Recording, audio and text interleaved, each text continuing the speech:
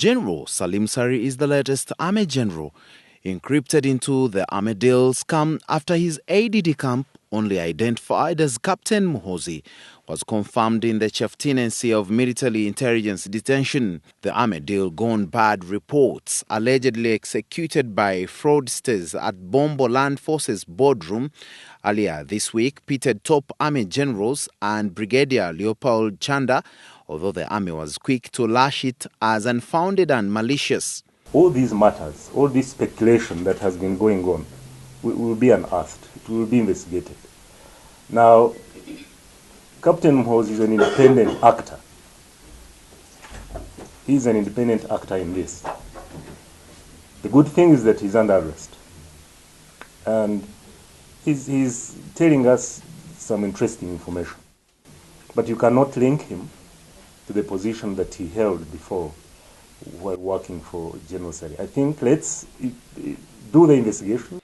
After the media unleashed this pure fraud, a high-level meeting was called by the Commander-in-Chief, despite the Army spokesperson dispelling reports alleging that it wasn't a high command meeting.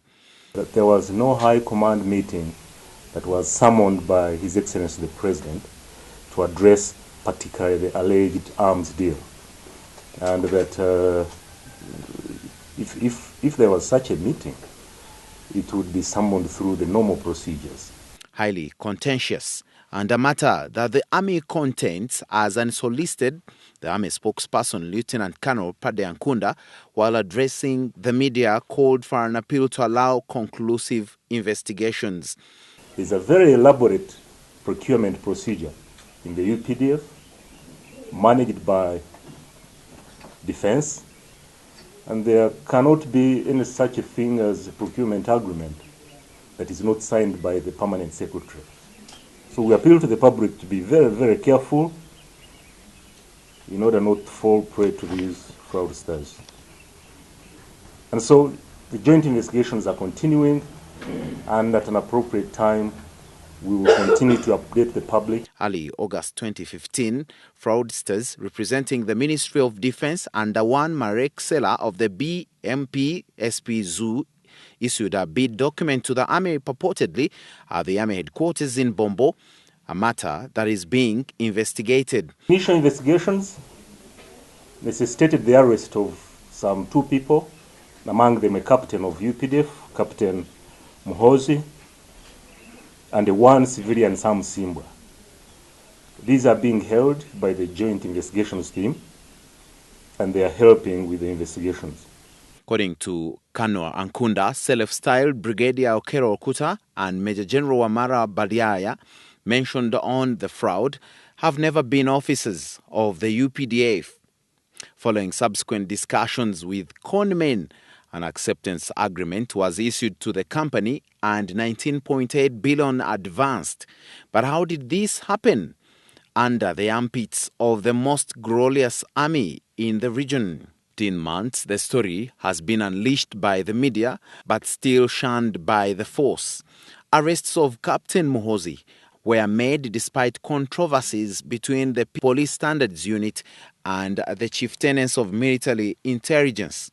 Officers allege they have been masquerading as defense officials and pursuing legal deals as the joint investigations struggle to get to the bottom of the 520,000 euros, approximately 19.8 billion fake arms fraud.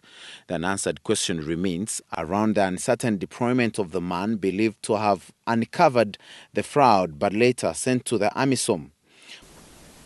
I also want to clarify, there have been reports that one Colonel Herbert Mbonye, a member of the military intelligence, has been investigating this issue, and that he was recently transferred to AMISOM as the military intelligence officer for AMISOM,